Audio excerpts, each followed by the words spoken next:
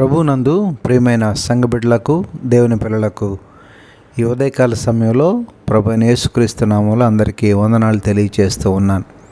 గడిచిన రోజు నుంచి ఈ రోజు వరకు దేవుడు మనకు తోడుగా ఉండి ఆయన కాపుదల మనతో ఉంచి ఈ సమయంలో మరోసారి ప్రభువుని స్తుతించుకోవడానికి ప్రభు ఇచ్చిన మంచి సమయాన్ని బట్టి దేవునికి మహిమ, ఘనత, ప్రభావాలు కలుగును గాక.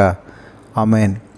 అనుదిన వాక్యాహారం ద్వారా ఈరోజు దేవుడు మనకిస్తున్న వాక్య వాగ్దానం, నిశ్చయముగా నీవు నీ చేతుల కష్టార్జితమును అనుభవించెదవు, నీవు ధన్యుడవు, నీకు మేలు కలుగును అని 128వ కీర్తన 2వ వచనంలో ప్రభు యొక్క వాగ్దానాన్ని మనం చూస్తూ ఉన్నాం. దేవునికి మహిమ కలుగును గాక. ప్రియమైన దేవుని పిల్లలారా, ఈ మాటను మనం గమనించినట్లయితే మన ప్రభు మనకు అన్ని సమయాల్లో తోడుగా ఉంటారు, ఆయన మనలను ఆశీర్వదిస్తారు అనడానికి ఈ మాట మంచి సందర్భానుసారంగా మనకు కనపడుతూ ఉంది. అంటే నిశ్చయముగా నీవు నీ చేతుల కష్టార్జితము అనుభవించెదవు, నీవు ధన్యుడవు, నీకు మేలు కలుగుతుందని చెప్పి ప్రభు సెలవిస్తున్నారు.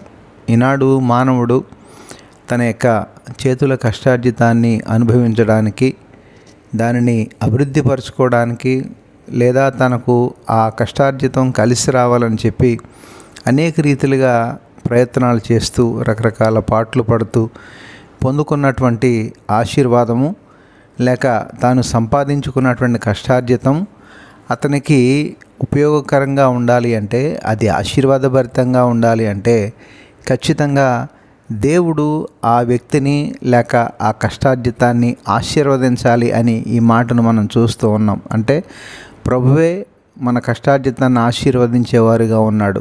ఇక్కడ చెప్తున్నాడు, నీవు ధన్యుడవు, నీకు మేలు కలుగుతుందన్నాడు. అంటే నీవు దీవించబడివాడవుగా ఉన్నప్పుడే, నీవు మేలుకరంగా జీవించినప్పుడే ప్రభు ఆ కష్టార్జితాన్ని నీ కొరకు, దానిని నీ ఉపయోగకరంగా ఉండడానికి, నీకు ఆశీర్వాదభరితంగా ఉండడానికి ప్రభు దీవిస్తున్నారని చెప్పి మన వాక్యానుసారంగా చూస్తూ ఉన్నాం.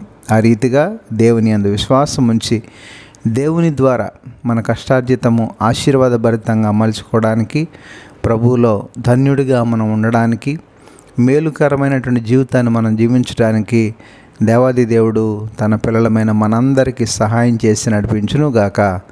ఆమెన్. ప్రార్థనలో ఏకీభవించండి.